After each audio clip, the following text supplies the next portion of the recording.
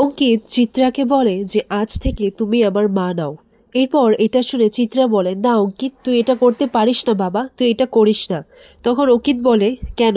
তুমি বিগ ব্রোর মাকে এতটা দূরে পাঠাতে পারলে, তুমি ব্রোকে কষ্ট দিতে পারলে, তুমি এত কিছু করতে পারলে, তুমি জেম্মার বিষয়ে এত বদনাম ছড়ালে, আর আমি পারবো না? তুমি আজ থেকে আমার মা নাও, তুমি আজ থেকে চিত্রা গুহ। অঙ্কিত বলে যে কথা বারবার বোঝানোর চেষ্টা করেছে, কিন্তু আমরা কেউই বুঝিনি। তুমি বারবার নিজে দোষ করে কথাকে কথা শুনিয়ে গেছো, বারবার কথাকে সবার সামনে অপমান করে গেছো, যা নয় তাই বলেছ। আর তোমার জন্যই কথা আর এভির মধ্যে ঝগড়া হয়েছে, তাদের মধ্যে অশান্তি হয়েছে। জানোই সবকিছু কার জন্য হয়েছে? সবকিছু হয়েছে তোমার জন্য, চিত্রা গুহ, তোমার জন্য। এই সবকিছুর জন্য তুমি দায়ী, চিত্রা গুহ। এরপর মিহির চিত্রাকে বলে, আমি তোমাকে বারবার সাবধান করেছিলাম, তোমাকে বারবার বলেছিলাম চিত্রা তুমি করো না, কিন্তু তুমি আমার একটিও কথা শুনলে না। আজকে দেখলে তো কি হয়েছে। আর তুমি আমাদের অঙ্কিতকে তো চেনো, ও একবার যেখান থেকে মুখ ফিরিয়ে নেয় সেই দিকে আর তাকায় না। আমাদের অঙ্কিতটা বড্ড অভিমানী। এরপর কর্তা দাদু বলে যে আমি তোমার কথা বিশ্বাস করে আমি বড় বৌমাকে খুঁজতেও যাইনি। আমি গুহ ফার্মাসিউটিক্যালের মালিক, আর আমি চাইলে আমার বড় বৌমাকে খুঁজতেই পারতাম, কিন্তু তোমার কথায় বিশ্বাস করে আমি ওকে খুঁজতেও যাইনি। এইদিকে সঞ্চিতা সমীর গুহকে বলে যে তুমিও এটা বিশ্বাস করলে কি করে? এরপর সমীর গুহ বলে, আমি এখন কিছু বললে সেটা হালকা মনে হবে, কিন্তু তাও সঞ্চিতা তুমি আমাকে ক্ষমা করে দিও। এরপর কর্তা দিদা বলে যে মেজ বৌমা তুমি এটা কেন করলে? তুমি এমন একটা কাজ করলে যে আমার পরিবারে সবসময় একটা অশান্তি লেগেই রয়েছে। দাদু নাতির মাঝখানে সবসময় একটা বিবাদ থেকেছে, তারা কাছে থেকেও তারা কখনো এক হতে পারেনি। এরপর কর্তা দাদু চিত্রাকে বলে, দেখো মেজ বৌমা, তোমার আর এখন আর কিছু বলার দরকার নেই, তুমি এখন থেকে এই বাড়ি ছেড়ে চলে যাও, তুমি তোমার বাপের বাড়ি চলে যাও। এরপর এটা শুনে চিত্রা ভাবতে লাগে, আমাকে এই গুহবাড়ি, এই সাম্রাজ্য, এই জমিন, নিজের জায়গা সমস্ত কিছু ছেড়ে চলে যেতে হবে? আর সবকিছু হয়েছে এই কথার জন্য। আমি তো ওকে ছাড়বো না, আর আমার ছেলে মেয়েরাও আমার থেকে দূর হয়ে গেছে। এরপর চিত্রা ভাবতে লাগে যে না, আমাকে তো কিছু একটা করতেই হবে। তারপর চিত্রা নাটক করতে লাগে।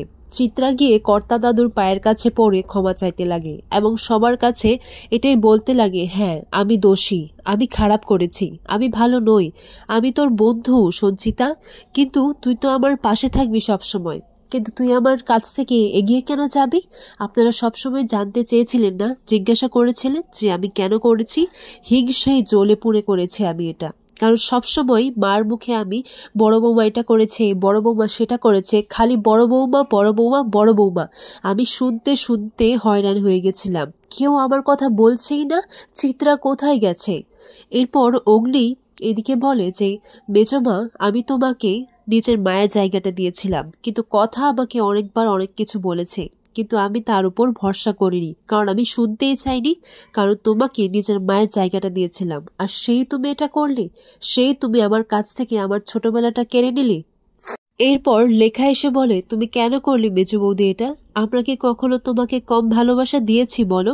চিত্রা মনে মনে বলতে লাগে, কথা কিছু বলছে না কেন, আগের বারের মতো ও আমাকে আটকাচ্ছে না কেন? তবে বেশ, এবার যদি যেতেই হয় তাহলে বাইরে থেকেই লড়াইটা লড়বো।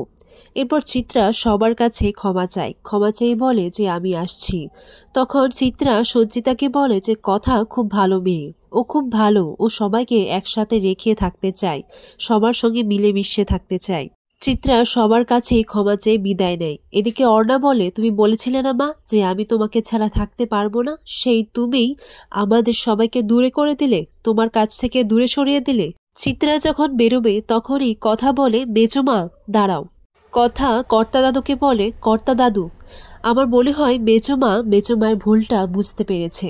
কথা কর্তা দাদুকে বলে, পাচক মশাই এতটা বছর ধরে যে কষ্ট আঘাত সহ্য করে এসেছে, সেটা নিশ্চয়ই অঙ্কিতা আর অর্ণা সহ্য করুক, সেটা আপনি চাইবেন না কর্তা দাদু? আর মেজমা নিজের ছেলে মেয়ের কাছ থেকে দূরে সরে গেছে, এর থেকে বড় শাস্তি আর কি হতে পারে বলুন? এরপর কর্তা দাদু বলে, কিন্তু সে ঠিক আছে, কিন্তু ও যদি এই বাড়ি থেকে না যায় তাহলে তো বড় বৌমার সাথে অবিচার হবে। তখন সঞ্চিতা বলে, না বাবা, আমার মনে কোনো ক্ষোভ নেই, আর তাছাড়া মা শিখিয়েছেন বড়দের সবকিছু মেনে নিতে হয়। এইদিকে কর্তা দিদাও বলে, কর্তা মশাই, আমার সংসারটা এইভাবে ভেঙে দেবেন না কর্তামশাই, ভাঙলে আর কখনোই জোড়া লাগবে না। এরপর কর্তা দাদু বলে, আচ্ছা ঠিক আছে, এই যাত্রায় কথা মা বলছে বলেই তোমাকে এই বাড়িতে থাকতে দিলাম, তুমি থাকো তাহলে। এরপর কথা সঞ্চিতা চিত্রাকে বলে, নাও এবার তোমরা দুই বন্ধু মিলে দুই যা হয়ে কি করে সুখে সংসার করে সেটা আমাদেরকে শেখাও তো। আর তোমাদের দুজনের কাছ থেকেই আমি আর জুনি শিখব। কি শেখাবে তো? তখন চিত্রা বলে, হ্যাঁ শেখাবো তো। আচ্ছা কথা, আমি তোমাকে ভুল বুঝেছি, তোমাকে এত কথা শুনিয়েছি, তুমি আমাকে ক্ষমা করে দাও, তুমি অনেক ভালো কথা। এই বলে কথাকে জড়িয়ে ধরে। এরপর চিত্রা মনে মনে বলতে লাগে, আমি তোমাকে শেষ করে ফেলবো, আজকে তোমার জন্য আমার ছেলে মেয়েরা আমার কাছ থেকে দূরে সরে গেছে। এরপর দেখা যায় অগ্নি খুব খুশি। অগ্নি কথাকে বলে যে তুই আজ যা বলবি, আজ থেকে যা যা করতে বলবি আমি সব করব। এই ধর, তুই যদি বলিস কফি ফেলে দিতে, আমি কফিও ফেলে দেব। তুই যদি ওই শঙ্খপুষ্পের রস দিস বারবার, তাহলে আমি সেটাও খাবো। এরপর কথা বলে, তাহলে চিরতার রস দেই? তখন এভি বলে, আজকের দিনে এসব দিবি? আচ্ছা ঠিক আছে, আমি খাবো।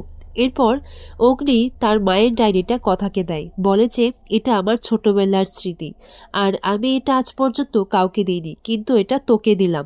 আগামী পর্বে দেখা যায় লেখা অগ্নির মাকে বলে, অগ্নির বিয়েতে সবাই ছিল কিন্তু তুমিই ছিলে না। এরপর সঞ্চিতা বলে, আমি ছিলাম না তো কি হয়েছে, এবার আমার ছেলের বিয়ে আমি ধুমধাম করে দেব, আমার পছন্দ মতো সবকিছুই হবে, সব আমি নিজের হাতে করব। এই কথাটা কথা শুনে নেয়, আর কথা ভাবে যে মায়ের পছন্দ মতো তো তার মানে মায়ের পছন্দ করা মেয়ে, সেটা তো আমি নই।